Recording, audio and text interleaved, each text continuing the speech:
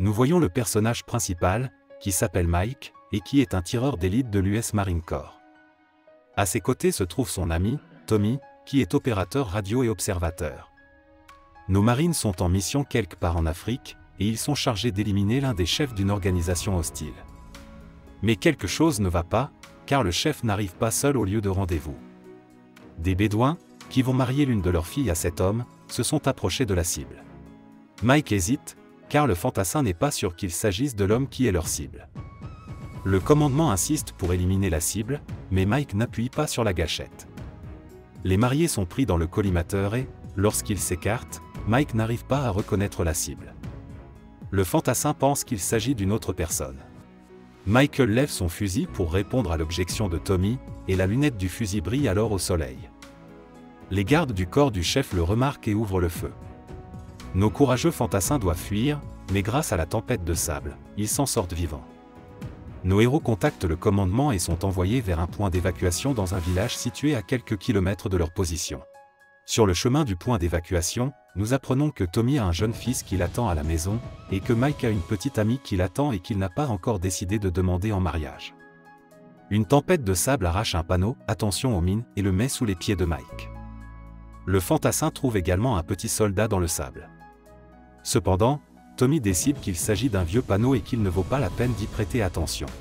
Nos héros poursuivent leur chemin dans le désert, mais soudain, Tommy est soufflé par une mine, et Mike, en essayant de le sauver, marche lui aussi sur un obus. L'homme entend le déclic de la mèche et s'arrête brusquement. Les jambes de Tommy sont arrachées, le fantassin est couvert de sang et n'arrive pas à réfléchir. Mike convainc son ami de lui faire une injection de morphine afin que Tommy puisse atteindre le sac à dos contenant la radio. L'homme se plie immédiatement aux recommandations. Malgré cela, Tommy est en état de choc, le fantassin est incapable de penser clairement, et il omet donc d'appeler des renforts. Incapable de supporter la souffrance, Tommy se tire une balle dans la tête, mais avant de le faire, il demande à Mike de survivre et de dire à son fils que Tommy l'aimait beaucoup. Mike est désespéré. L'homme fabrique un crochet avec des lacets de chaussures, une hachette et une ceinture de fusil de sniper, qu'il utilise pour tirer le sac à dos contenant la radio jusqu'à lui. Cependant, les piles de la radio sont mortes et les piles de rechange se trouvent dans la poche de poitrine de Tommy. Le fantassin branche la radio sur le panneau solaire pour la recharger. Lorsque la radio est rechargée et allumée, Mike parvient à contacter le quartier général et à rendre compte de la situation. Le commandement l'informe que Mike ne pourra être évacué que dans 52 heures. Il s'avère que les militaires sont tombés dans une embuscade et ne peuvent donc pas arriver immédiatement sur le site d'évacuation. Mike règle l'horloge pour le compte à rebours et se prépare à attendre. Bientôt, il n'a plus d'eau et il lui reste peu de nourriture. Mais ce n'est pas son principal problème, car une nouvelle tempête de sable arrive du désert. Mike se couvre le visage à la hâte avec un tissu de protection et repose un côté de son corps sur le fusil qu'il a planté dans le sable, tandis que l'autre maintient son sac à dos avec une radio. Mais la tempête de sable est trop forte et le fantassin perd son sac à dos. À la fin de la tempête, Michael découvre le corps de Tommy à ses côtés. Mike sort de sa poche des piles de rechange. Bientôt, l'eau s'épuise et le soleil brûle impitoyablement. Mike perd son dernier espoir et sort un pistolet, tire plusieurs fois en l'air, puis se présente le canon de l'arme sur la tempe. C'est à ce moment-là qu'apparaît un berbère, un habitant de la région, qui a entendu des coups de feu. Michael demande à l'homme d'aller chercher de l'eau et de lui remettre un talkie-walkie qui se trouve dans son sac à dos. Berbère rit de la situation difficile du fantassin et s'en va. Mike perd son dernier espoir. Soudain, une petite fille surgit de derrière une colline avec une gourde d'eau. La fillette donne l'eau à Mike et lui montre un petit soldat semblable à celui que Mike a trouvé dans le désert. Le fantassin demande à la fillette de lui apporter un talkie-walkie, mais celle-ci s'enfuit en silence. Une nuit longue et froide approche, et les forces de Mike l'abandonnent déjà. Si l'homme s'endort ou s'effondre de fatigue, la mine explosera instantanément. Pour se réchauffer, Michael fait un feu avec des brindilles sèches. Pour se remonter le moral, l'homme regarde une vidéo de sa petite amie sur son téléphone. Au milieu de la nuit, alors que l'obscurité est particulièrement épaisse, des cris de prédateurs se font entendre dans le silence. Ces bruits empêchent Mike de dormir, même lorsque le feu du petit campement s'est éteint. Mike commence à riposter et touche même quelques animaux. Le fantassin allume alors une torche et voit le corps de Tommy, qui gisait à proximité depuis tout ce temps, être traîné dans l'obscurité par des chacals affamés. Dans l'obscurité, Mike est envahi par des visions et des souvenirs d'enfance. L'homme voit son père battre sa mère, et Michael tente même de combattre son père imaginaire. Le matin arrive et Mike manque de s'effondrer d'épuisement. Berbé vient revoir le marine. L'homme dit que Mike a de la chance d'avoir survécu à la nuit avec les rapaces et de ne pas s'être fait exploser par une mine. Berbé dit au fantassin que Mike devrait se libérer, faire un pas et aller de l'avant, mais Mike le prend comme une raillerie, mais ils engagent la conversation. Le fantassin demande à Berbé de lui apporter un talkie-walkie et l'homme, ayant fini de philosopher, finit par accéder à sa demande et s'en va. Le temps s'étire trop lentement dans la chaleur. Mike commence à avoir des hallucinations, des visions du passé. Le marine pense que Tommy est revenu à la vie.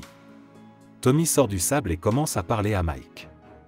Une autre nuit froide et sombre arrive, mais cette fois Mike n'a ni feu ni force pour combattre les prédateurs.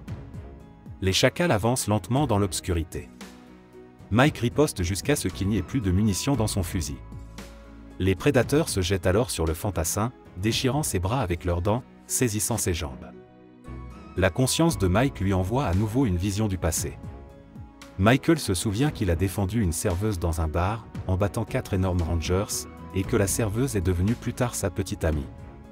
À son réveil, Mike se rend compte qu'il a poignardé tous les chacals qui essayaient de manger le fantassin.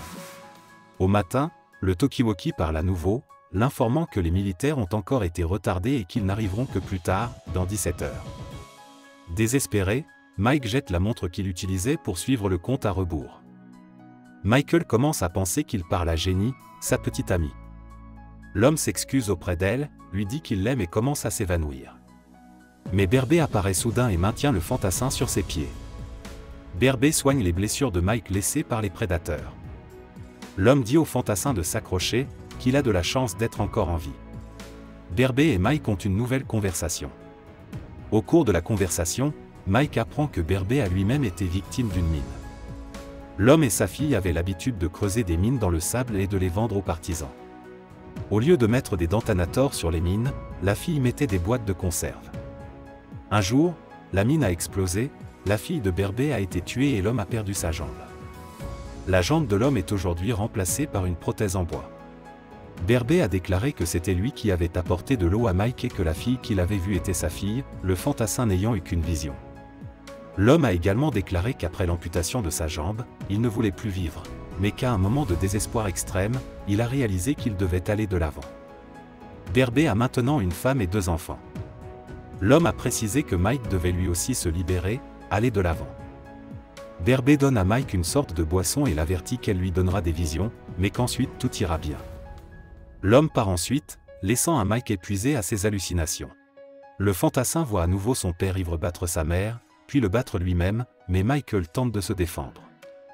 Soudain, la scène change et Michael est transporté au jour où il a rencontré Jenny, où il s'est battu avec les Rangers et où il a vu Jenny et lui se battre. L'homme se rend compte qu'il est en train de devenir comme son père. Jenny s'attend à une demande en mariage de la part de l'homme, mais Mike l'ignore et s'éloigne de la conversation sur le mariage. Dans ses visions, sa mère mourante apparaît dans un lit d'hôpital. Mike est tiré de son hallucination par la voix des militaires à la radio. Les militaires passent à quelques kilomètres du fantassin à bord de véhicules. Ils sont prêts à emmener l'homme, mais Michael doit faire un signal. Cependant, pour atteindre la bombe fumigène, Mike doit lever le pied de la mine. L'homme a peur de faire ce pas, il hésite et les militaires s'éloignent de plus en plus. Soudain, Mike est abattu, alors qu'il s'apprête à donner le signal. Le fantassin est entouré d'hommes armés, mais Mike n'est pas encore prêt à se rendre. L'homme riposte avec son fusil de sniper, frappant l'un après l'autre jusqu'à ce qu'il n'ait plus de munitions. Enfin, une vision de son père apparaît parmi les sables. L'homme s'approche lentement de son fils. Mike pointe son arme sur lui, mais ne parvient pas à tirer une balle dans une vision de son passé. Réalisant qu'il est prêt à pardonner à son père, Mike baisse son arme. Le père s'approche et serre son fils dans ses bras. Les hallucinations disparaissent. Mike voit les véhicules militaires s'éloigner. Le fantassin décide de s'avancer pour saisir une bombe fumigène. Mike marche sur la mine, mais celle-ci n'explose pas. Ne réalisant pas encore ce qui s'est passé, l'homme déterre la mine avec minutie. Au lieu de la mine, le fantassin trouve une boîte de conserve laissée par la fille de Berbé, et dans laquelle se trouve un petit soldat. Blessé et ensanglanté, Mike pleure de bonheur, se roule sur le sable et allume une bombe fumigène. Une fumée rouge s'élève dans le désert et le fantassin est repéré. Nous voyons des sapeurs s'approcher prudemment de Michael à travers un champ de mines. L'homme est emmené, récupéré et renvoyé chez lui. Nous voyons Mike, ainsi que d'autres militaires, marcher dans l'aéroport. L'homme a un petit soldat accroché à une chaîne autour du cou, à côté de ses insignes militaires avec son numéro personnel. Ce petit soldat a été laissé par la fille de Berbé dans un bocal à la place d'un détonateur de mine. Dans la foule des accueillants, Michael remarque Jenny. La jeune fille est heureuse que son homme préféré soit revenu indemne. Jenny veut serrer Mike dans ses bras, mais l'homme s'arrête à un pas de la jeune fille. La regardant dans les yeux, il s'agenouille, prêt à la demander en mariage. C'est la fin du film. Merci à tous d'avoir regardé ce film jusqu'au bout. Donnez un like à cette vidéo. Écrivez dans les commentaires ce que vous pensez de ce film, et rendez-vous dans de nouvelles vidéos.